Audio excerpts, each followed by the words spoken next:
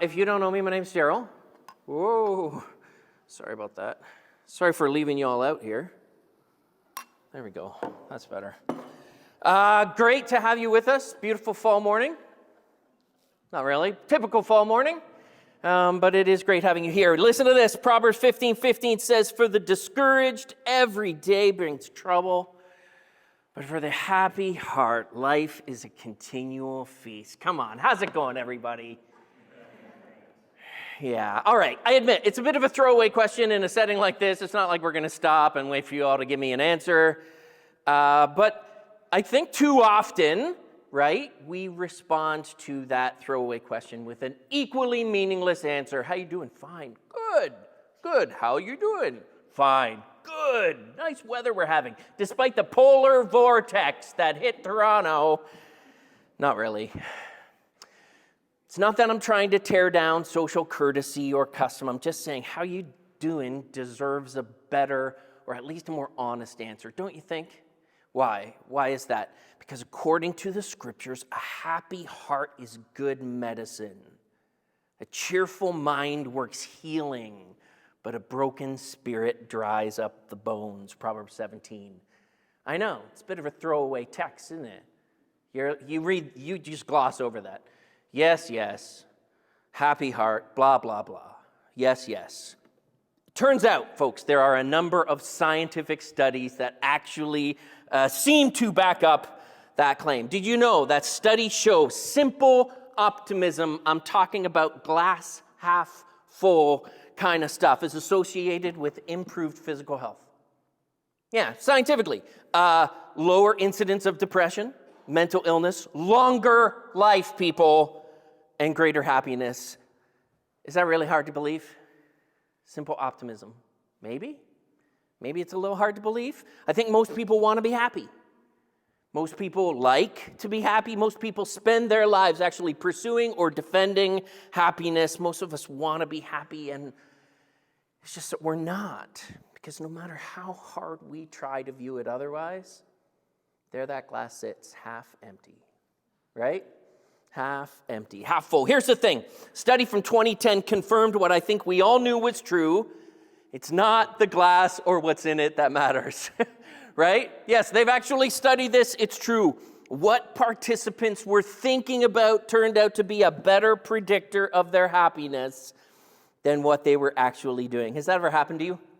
You're like visiting with friends, or you're celebrating an achievement of some sort, a graduation, a promotion or something, a party, and some negative thought enters your mind and sucks all the joy out of the room and kind of ruins the event for you. It turns out,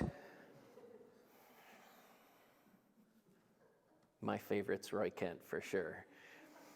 It turns out your mood is not defined by what's going on around you, right? It's defined by what's going on inside of you. So according to Ethan Kross, he is an award-winning professor, University of Michigan's top-ranked emotion and self-control laboratory. What a great name for a lab. He is a world-leading expert on this kind of stuff. Listen, what you think about has actually everything to do with how well you've learned to manage your inner monologue. Anybody? Inner monologue? Yeah, this morning we're kicking off a brand new series called Chatter, and it's based at least partly on his book. Daryl, why would we do that? Listen, I'm just trying to help, okay? I'm just trying to help. Swiss theologian Karl Barth. Have you heard of Karl Barth before? He's the one who said, preach with the Bible in one hand and the newspaper in the other. That was Karl Barth. Smarter than me, theologian, legitimately. He's from Switzerland. Maybe we can substitute PubMed today. The Bible in one hand and PubMed, or the Bible in one hand and Ethan Kross's great book called Chatter in the other. Why? Because we all have voices in our head. Maybe you know that's not exactly true, but it's a condition. There are people who don't have an inner monologue. Can't imagine how boring life would be without the voices in your head to talk to. Well, that's not what I'm talking about. Voices in your head. Psychologists call this introspection. It's the ability to look inwards, to examine your thoughts and your feelings, to listen in on the stuff that's going in on your minds. And humans are the only species on Earth with the ability for introspection. Yeah, in Christian circles, we sometimes call it contemplation or reflection. We're talking about introspection. It allows us to solve problems, allows us to make good choices. Don't do that, Daryl. Not while your wife's looking. It allows us to make good, and parents, yes, even teenagers have the ability for introspection and can learn to make good choices someday. I think they will. This is the problem that I want you to grasp today. Too much introspection, it turns out, can be a bad thing because inside each one of us are chumps like these guys that can take our best introspections and turn them into what Ethan Cross calls chatter. Chatter are those loops of negative self-talk. Does anybody know what I'm talking about, negative self-talk? Do you guys know who Dan Harris is? He is a former news anchor at ABC News. He actually had a panic attack on live TV, and of course wrote a book about it, so he's doing fine now. But this is what he said. He said, "It was in this moment, lying in bed late at night, that I first realized that the voice in my head, the running commentary that had dominated my field of consciousness since I could remember, was a troll." Actually, he said something else, but I'm not allowed to use words like that from the pulpit. Can any of you relate to that? That the voice in your head is a bit of a jerk? Turns out, too much introspection, you guys know this, some of you are really good at this, can lead to rumination, right? You guys know what rumination is? It's when you make mountains out of molehills. Anybody? Right? Or when you pour gasoline on any spark of worry or fear or anxiety or misunderstanding. Misunderstanding. Yeah, I think I'll fan that one into flame. I can't believe she said that. It was Luana.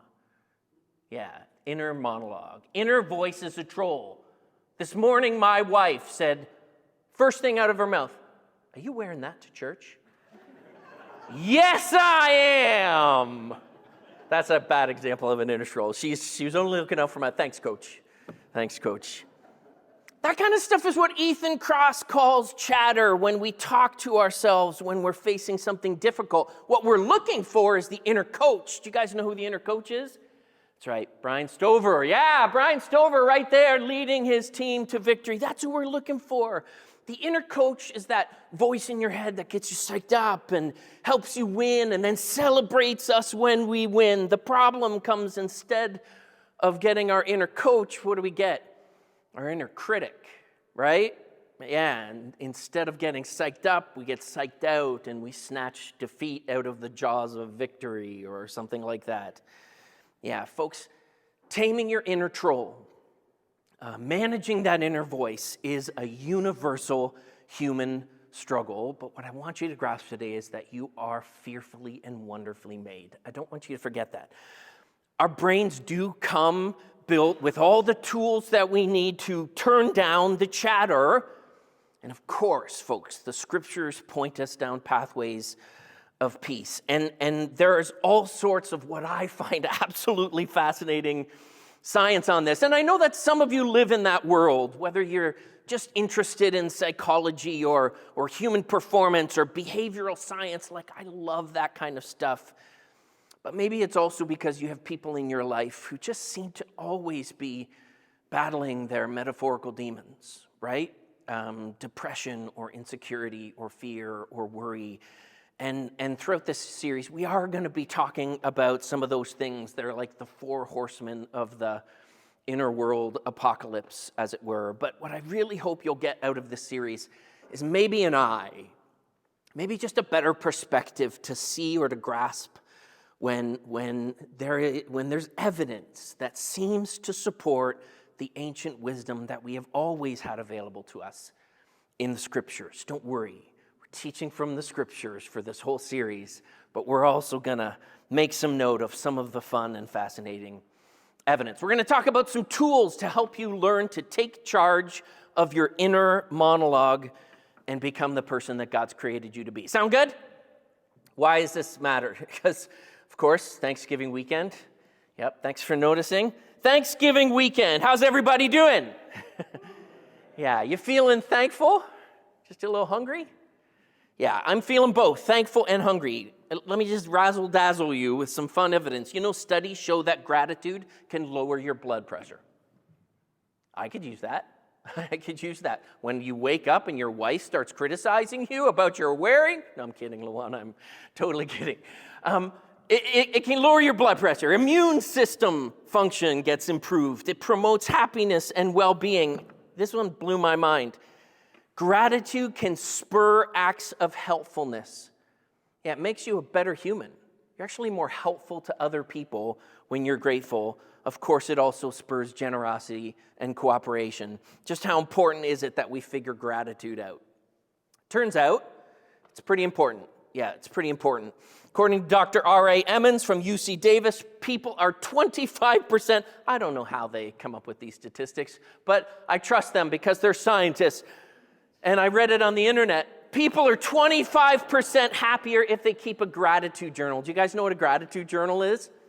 Yeah, it's a place where you count your blessings. Do you guys want me singing my song about that? No. Gratitude journal is that. It's just a place where you write down daily the stuff that you're thankful for. People who keep gratitude journals sleep on average 30 minutes more per night. Now I know I'm talking to someone who're like, I could use 30 more minutes of sleep. Yeah, people who keep gratitude journals, that blew my mind. You know that people who keep gratitude journals exercise 33% more per week compared to people who don't. They achieve up to a 10% reduction in their systolic blood pressure. I already said that one. Lives marked by gratitude are up to 7 years longer. There have been studies that show this stuff, gratitude. See, gratitude's our domain, right? Yeah, we're the church. We talk about all things good for the soul, all the things that are virtuous and of good character, all things that point people to the difference between where they stand and where the creator of the universe stands. That's our domain. And science is interested in some of these things. I find this amazing, and we're just getting started. So you guys, parents, students who practice gratitude increase their grade point average. Yeah. I can't believe they studied that. I was interested in that. Participants who keep gratitude lists are more likely to have made progress towards any important goal in their life. Academic, interpersonal, health-based, it doesn't really matter. In another study, participants in the daily I'm blinding you with science right now, okay? Just stay tuned, buckle up. In the daily gratitude group, helps if you do this daily, people were more likely to report having helped someone with a personal problem or having offered emotional support to another. It's like a keystone habit, gratitude. It changes a million other areas of your life, the practice of gratitude. Write this down. Gratitude is good for you. We can all leave now. That's essentially what I'm talking about today. Gratitude's good for you. Yeah, it is. It's also hard, though, isn't it, for some of you? Right? Sure it is. I read an article in Psychology Today that said gratitude never came easy to us as human beings. It's actually a diminishing virtue in modern times. Have you thought about that? In a consumeristic society like we are, we focus on what we lack, right? Not what we have, or what other people have and we don't. That's what consumerism teaches us to do. But gratitude is that feeling or the readiness to show appreciation for what already exists in our lives, right? Gratitude doesn't demand what it doesn't have. It magnifies what it does have. That reminded me of my dad, who used to pray the exact same prayer at every meal. Do you guys have a standard prayer when you pray, when you eat? This was my dad's. For what we are about to receive, Lord, make us truly thankful. Anyone have that one too? It's almost like he knew we need help sometimes. That this is something that we have to practice. Lord, make us truly thankful. Of course, we don't need practice when God does something specific for us, right? Or specific near us, right? Those are what we call special graces. That's a theological term, special graces. Yeah, that's when gratitude comes easy, right? When God hears our prayer and saves us from a fiery car crash while we're on our way to the cottage or whatever. Or when the Jays win any game, basically. That's a special grace. Those are good. We don't need help when God does special graces, but Thanksgiving, I think, isn't it? It's supposed to be when we're thankful for those things that are more ordinary. ordinary graces, celebrating the stuff we take for granted. I know none of you dads out there take things for granted, but I do sometimes. So when was the last time you celebrated the simple things in life? What am I talking about, the simple things? Things that used to fill you with wonder as a child. My wife used to sing this song to my kids. You guys ready? God made my fingers and God made my toes. God made my knuckles and God made my nose. God made my hip bones and God made my chin. And God made the shape that I... It's like body positivity. Even years ago, my wife was a leader in this. Second verse. God made my elbows and God made my wrists. God made my lips so I can blow you a kiss. We have missionary friends. We blow dark kisses. God made my stomach and God made my heart. And he covered me with skin so I wouldn't fall apart. God... It's like, how can you resist that? Like that level of cuteness, folks, irresistible stuff. How do you resist celebrating the best parts of life according to a 5-year-old? That's where our lives should be. Is that still true of you? Are you still glad that God made you? Do you ever think about that? Wow, God, this is good. Like, thanks for thinking about me. Yeah. Awesome. Do you still know how to celebrate life? Is that too abstract a question? When was the last time you celebrated friends by getting together to watch Goonies, right? Or watching the last season of Big Bang Theory all in one sitting or something like that? When was the last time you just celebrated the sun by waking up in time to see it? I know that one's funny. How about marshmallows by roasting them over the toaster, or 80s hair bands by raising your goblet of rock in the air? And nobody? What are you looking to celebrate? Folks, Thanksgiving and feasting is a lifestyle that people of faith have practiced since the start of faith. Acts chapter 16, Paul and Silas are thrown in prison. Do you remember that?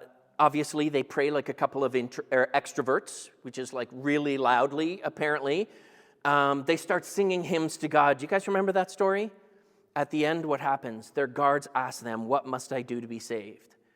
Yes, I realize I skipped a bit of chapters, but in my mind, extroverts lead people to Jesus, Luana. If we could just pray louder, then people... All right, that's not the point of the story. Even in prison, they found a way to pray and to praise God, to give thanks out loud. Sometimes I think we just need to remember, right? Or revive this practice of gratitude, because I think it'll change your life. And I think we're going to have some fun doing it. So if you haven't already, I have a YouVersion Bible app. I added a QR code to make it easy for you to find.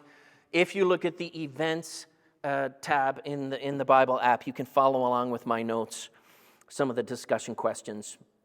Why don't you grab your Bible and turn to 1 Thessalonians 5:16 in your app or on that thing. 1 Thessalonians 5:16. Paul said, "Be joyful always, pray continually, give thanks in all circumstances, for this is God's will for you in Christ Jesus." Do you want to know what God's will is for your life? I made a slide. It's even got bullet points. Be joyful always. I know. I know. This means that joy is a choice. It's something you need to practice. Listen, I know how annoying this verse is. Honestly. Be joyful always. Unbelievable. I know. Like, there's a couple pregnant gals who are like, "Do you know how pregnant I am, Daryl? Joyful always? Like, this thing can't happen soon enough. Then I'll be joyful." I know. It's just that I still want to believe that this kind of thing is possible. I want to believe it's possible to be joyful always. Roger Miller said, "Some people walk in the rain and others just get wet." Do you know one of those people? It's like raining out, and they're like, "Let's go outside for a walk." Nuts. Yeah, nuts. I kind of want to be the person to choose. I think this verse says you get to decide who you want to be, what your resting face looks like or your resting heart looks like. And right now, I want you to have a voice in your head telling you to choose joy. And I want it to be my voice because I'm messing with your inner monologue now. So now you've got Buckle's voice in your head saying, choose joy. I know you've also got another voice in your head telling you all of the reasons why not to choose joy. And sometimes those voices leak out, right? The voices in our head telling you all the reasons that you have not to be thankful leak out. I was actually at the auto mechanic in Erin a few years ago, and me and who I think was the owner of the shop were actually standing in the shop underneath my car trying to figure out the reason why the brakes that their mechanics had just installed, brand new, were squeaking and grinding and everything. I was very thankful. Maybe not, because you just expect it to be done, but I was still thankful that somebody was there trying to figure it out, and that's when his phone rang, and he had a 3-second phone call and then hung up, and he looked at me with this look on his face, and he said, my life sucks. And then he went back to helping, and I just felt horrible for this guy. I have no idea what that phone call was about. I'm not trying to blow off how hard life can be. I'm not trying to guilt or shame you. You're like, I don't want to go to church on Thanksgiving Sunday because I know the voice of Daryl Buckle is going to get up there and jump around and say, y'all need to be thankful, but sometimes I don't. Sometimes I'm not. Not trying to blow off how hard life can be. I'm just saying, if there is a way that we can be joyful always, even when you never know when the phone might ring, and you might have to answer it and hear a voice in your ear giving you 100 reasons why not to, don't you want to know what it is? Like, if there's a way to be joyful always, isn't that like the secret sauce? Isn't that the thing that seems to escape? When you need it most, it's nowhere to be found. How do you choose joy? How do you choose joy? Alexander McLaren said, seek to cultivate a buoyant, joyous sense of the crowded kindnesses of God in your life. I love that quote. If you can't see God's crowded kindnesses, you guys know it's not because they're lacking. It's not because God's only good on special occasions. It's because something's wrong with, or something has somehow clouded our vision of those things. That's fair, right? Some days you see it better than other days. Some days it's hard to see. Randy Alcorn actually says his artistry, folks, just in case you're wondering, makes even the ordinary exceptional. The sparkle of raindrops on spider webs, the sound of an acoustic guitar, a child's laugh, swing sets, sprinklers, the smell of split cedar, and songs about surfing. Some of you are thinking, I knew it, Buckle's a hippie. Psalm 8 says, when I consider your heavens and the work of your hands, the moon and the stars which you have set in place, what is mankind that you're mindful of them? Human beings that you care for him. Come on, church, there's something to this, isn't there? If you're taking notes, write this down. There's something outside that can help you recognize the crowded kindnesses of God in your daily life. Haig read the psalm, something about mountains being clothed with praise or something like that. There's something outside. Here's the thing. One study from 2016 got all participants stressed out by assigning a public speaking task. Anybody? I can relate to that? Yes. That's what they did. This was a study. They assigned them a public speaking task, and then at the end, they sat them down to show them videos of various urban environments. Listen to this. The participants exposed to the most views of nature demonstrated a 60% increase in their ability to recover from the stress of that speech compared with those who saw the fewest views of green space. And you're like, I knew it, right? I knew it. In 2019, a study found that exposing people just to natural sounds works too, like the sound of rainfall or crickets or birds. It actually improved performance on an attentional task. That doesn't surprise some of you, right? Jesus said, consider the birds of the air. We'll get to that in a minute. Ethan Cross said it this way. Nature provides humans with a tool for caring for our inner voice from the outside in, and the longer we're exposed to nature, the more our health improves. It offers us a playbook for structuring our environments to reduce chatter, the voice of negativity stealing your joy. Paul said, be joyful always, and maybe any way you can. Maybe any way you can. And I know if you just read this stuff like all the Psalms, you skip it over. You skip over a lot of it. You know, Haig started the whole service, and he read us a great scripture. You're like, yeah, Haig, let's get to the singing. All right, now, you didn't say that. That's the cynical view of what you did. But so much of that psalm, unprompted and unrehearsed, was about the same thing. It was about God showing his crowded kindness in all of creation and the impact and difference that can have on our lives if we think about it, if we consider it. It's better yet if we get outside into it. Be joyful always. I know some of you are like me and you love to look for articles or scientific studies, anything that can point us to practical things we can do to help our friends. I had one of those phone calls this week. Just somebody who had been struggling again and needed a lifeline. And so we talked for like an hour and a half, and she just unloaded and vented and just shared, and we carried each other's burdens in that way. Maybe it happens to you. Maybe you have friends like that. She was looking for something to calm the voices of anxiety. Community can do that. That's one of those things. Community can do that. It's not the only thing. More than just calming the anxiety, I think she and I think we look for things that might actually heal the hurts or heal the trauma in our lives. Some of you aren't as skeptical as the rest of us. Yeah, the first time you found yourself worrying about this or that and you stumbled on Matthew 6:28-30, see how the flowers of the field grow. They do not labor or spin, yet I tell you, not even Solomon in all of his splendor was dressed like one of these.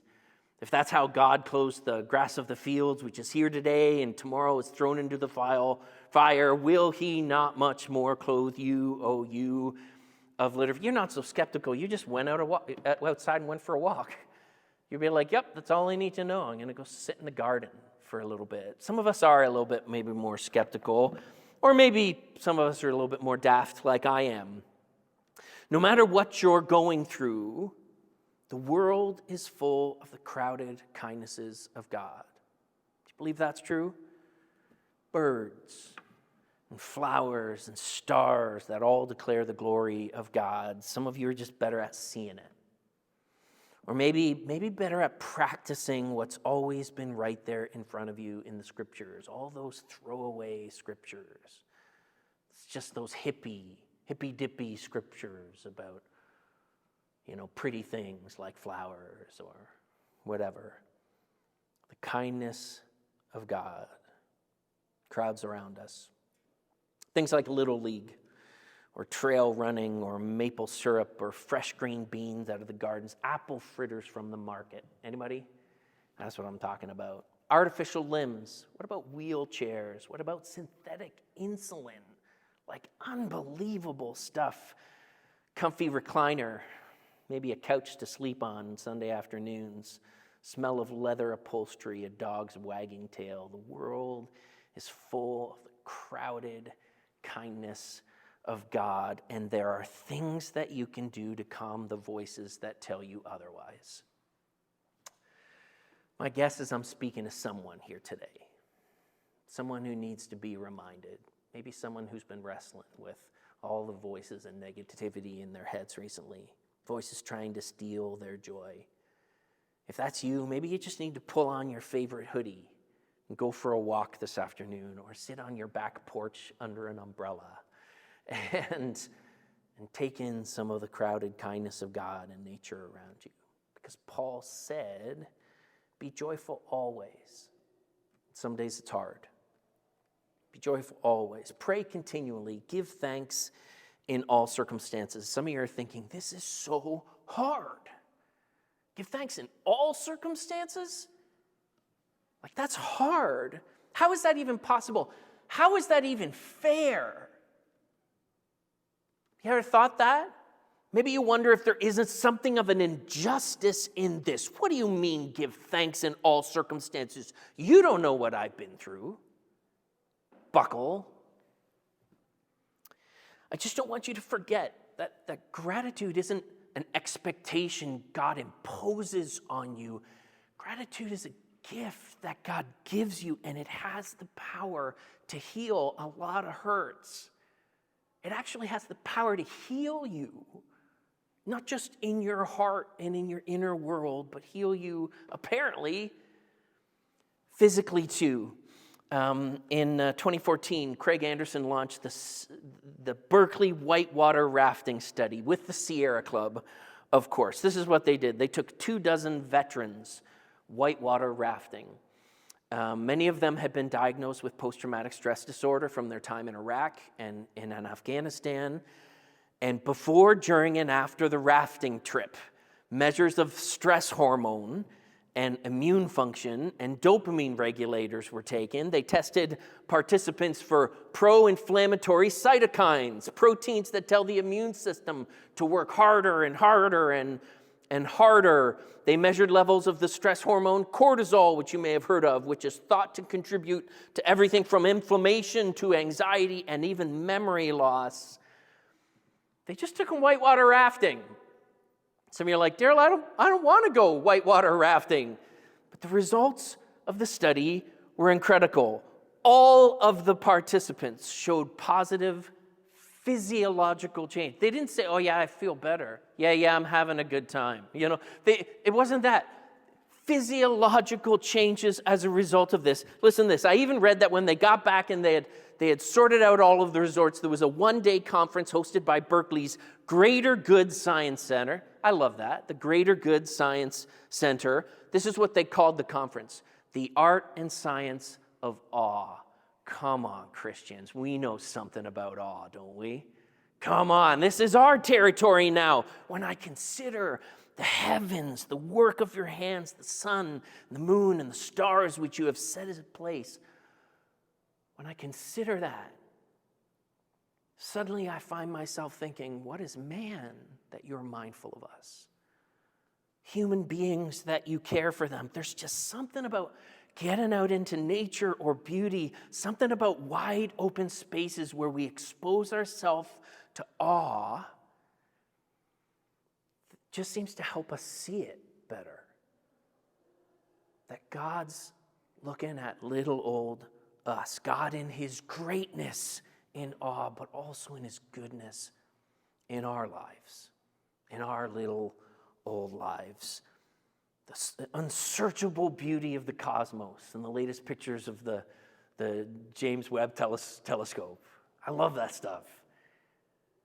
But also the unsearchable beauty of the fingerprints that you see in the stuff that's growing out your backyard as we sat on Cam and Vi's back porch looking at their gardens. There's fingerprints everywhere, and the birds and the bees. And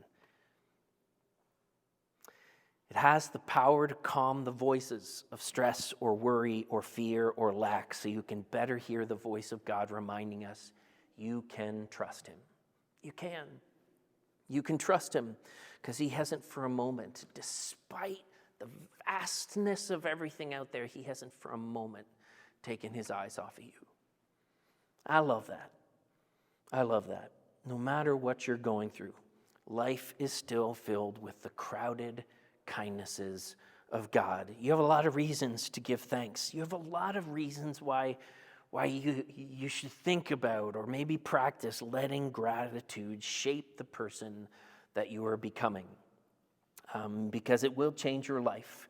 All the inside stuff that is normally the domain of preachers and pastors and teachers in churches, but also every other part of your life as well. It heals your heart, your physical self. More than that, Paul tells us, doesn't he? Thankful people are going to be right at the center of what Jesus calls the essence of human existence. Right at the center of the will of God. Does that sound good? Sounds good to me. Worship team, come on up.